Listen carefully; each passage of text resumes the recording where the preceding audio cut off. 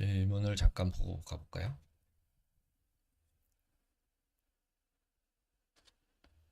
네, 질문은 별로 없으시네요.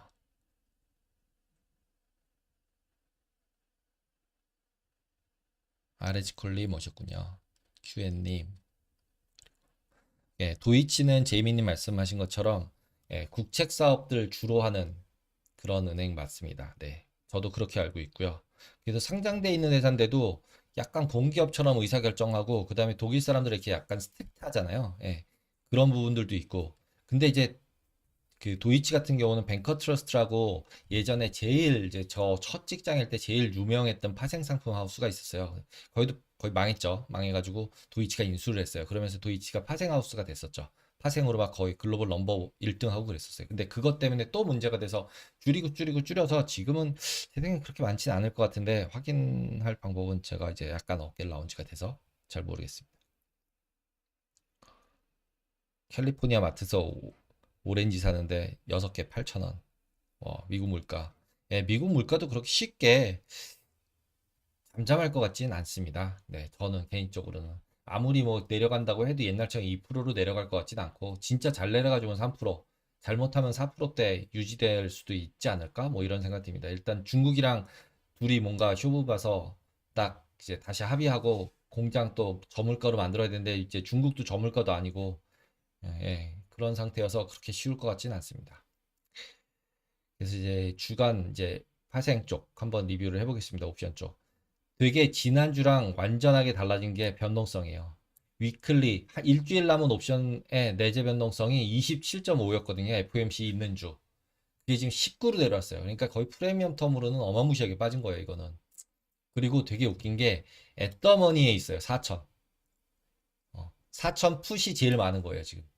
미결제 약정이. 그러니까 지금 이제 올라가든 내려가든 상관없는 가운데 있잖아요. 이 얘기는 뭐냐면 일반적으로 앳더머니를 매수했을 때는 델타 헤지를 무조건 해요. 그리고 변동성 트레이딩을 할 경우에는 앳더머니를 살 수도 있어요.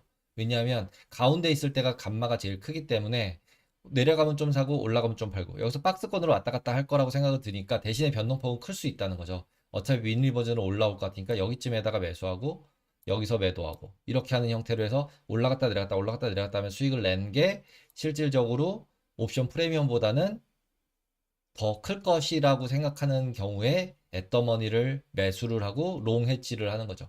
그게 말이 되는 게 20 언더로 내려왔잖아요. 처음으로. 최근 들어서에. 위클리가 20 언더는 뭐 이거 제가 만든 이래로 못 본 것 같아요. 처음인 것 같아요. 위클리 19는. 그러니까 이제 19 정도 보리면은 이게 리얼라이즈 볼로 나누기 16 하면 하루에 에버리지라서 1.2%, 1.3%만 움직이면 되는데 근데 이제 S&P는 1% 이상 안 움직일 때도 많이 있으니까. 근데 이제 하루 고점 저점으로는 되니까 여기서 저점 매수, 고점 매도를 하면서 매수하는 포지션을 가졌을 것 같다라는 생각이 들고요. 3,700 같은 경우는 도이치 얘기가 있기 때문에 어쨌든 이런 OTM, 이거 3 시그마 OTM이잖아요. 예. 3 시그마 OTM 같은 것도 혹시 모르니까 그냥 로또 사듯이 샀구나. 이런 생각이 듭니다. 그리고 이제 6월 만기 거 같은 경우는 3,500 쪽으로 이제 몰아주기 시작을 했어요. 그리고 변동성은 여기서도 21.64에서 19.7로 많이 하락을 했어요. 그래서 되게 싸지고 있다라고 보시면 될 것 같습니다. 그리고 이제 그 나스닥 같은 경우도 이것도 EOM, 그러니까 먼스인데요. 이번 주는 만기일이 월 말이어서 위클리 옵션이었고 EOM밖에 없더라고요. 그래서 이거는 더 심하게 빠졌어요. 지난주에 31.05였는데 FOMC 있는 주, FOMC 없는 주가 되니까 24.93으로 25 언더로 내려와 버렸어요. 근데 이것도 앞에 S&P랑 비슷하죠. 완전 3 시그마 외가격에 매수가 또 있어요. 11,800. 지금 12,800인데 1000포인트 빠지는 거죠. 근데 이거는 이제 진짜로 로또죠, 이건. 확률은 굉장히 낮지만 되면 대박 나는 옵션을 누군가가 해지하려고 샀던 투기로 샀건 많이 산 거죠. 예. 그래서 깊은 외곽격으로 이벤트를 해지했다라고 보시면 될 것 같아요. 그리고 변동성도 상대적으로는 아직 지난 예전보다는 위클리 치고는 싸다. 그리고 미결제약정 6월 달도 보시면은 가운데에 몰려 있어요. 여기 다. 그죠? 오히려 보통은 옵션들은 이쪽도 보시다시피 외가격을 사서 베팅을 하는 세력이 있는데 지금 외가격 상승은 이제 더 없어졌고 오히려 지난번에 상승하기 전 같은 경우 이쪽에 좀 있었잖아요. 미결작정이. 근데 지금은 이제 어느 정도 상승해서 올라오고 나니까 이제 이 위쪽도 안 하는 거죠. 그러니까 상승도 되게 리미티드 돼 있다라고 본다. 라고 보시면 될 것 같아요. 그 가운데 있는 거는 똑같이 S&P랑 마찬가지로 변동성 매매를 하려고 하는 거죠, 이제. 예. 바이 앤 셀. 그 다음에 여기 같은 경우 이제 아래쪽 거랑 위에 거랑 두 개가 비슷하게 많으니까 레이시오로 뭔가를 했을 수 있겠다. 라고 생각을 할 수도 있어요. 포지션 자체가. 그러면 이렇게 된 경우에는 결국은 박스권장이 될 가능성이 굉장히 많게 예상을 하고 있고, 그냥 차트나 이런 걸로 봤을 때도 약간 지금부터는 FOMC도 없고 이제 여름 넘어가고 그러니까 이제 상승 좀 주춤하면서 박스권이 되지 않을까라고 이제 예상이 되는 거죠. 지금 그냥 이 파생 오픈 인터레스트만 가지고 볼 경우에. 그렇게 보시면 될 것 같아요. 그리고 이제 변동성 구조 같은 경우로 보시면은 지난번 같은 경우는 여기 있었는데 지금 여기서 이렇게 아래로 다 내려왔죠. 그죠? 그래서 지금 이제 이건 이제 6월물이 제일 앞에 월물로 바뀌었죠. 그래서 앞에 가서 많이 내려온 상태가 됐고 실질적으로 이게 보통 일반적인 모습이 이런 형태예요. 이렇게 된 형태. 이렇게 이 정도. 어버드 슬로핑. 그러니까 이자율 커브처럼 이렇게 되는 게 일반적이에요. 예, 길수록 좀 더 비싸 있는 상태. 그러면서 롤이 되는데 지난번 같이 변동성이 이제 막 단기 변동성이 심해지면은 앞에 있는 월물이 위로 확 올라오는 거죠, 이제. 그래서 이렇게 올라가 있었던 건데 이제 이벤트가 없어지고 나니까 제자리로 들어와서 평평해지면서 이제 밑으로 다 내려왔다. 그래서 20.5서부터 20 언더까지 내려와 있는 상태죠. 이쪽은. 예.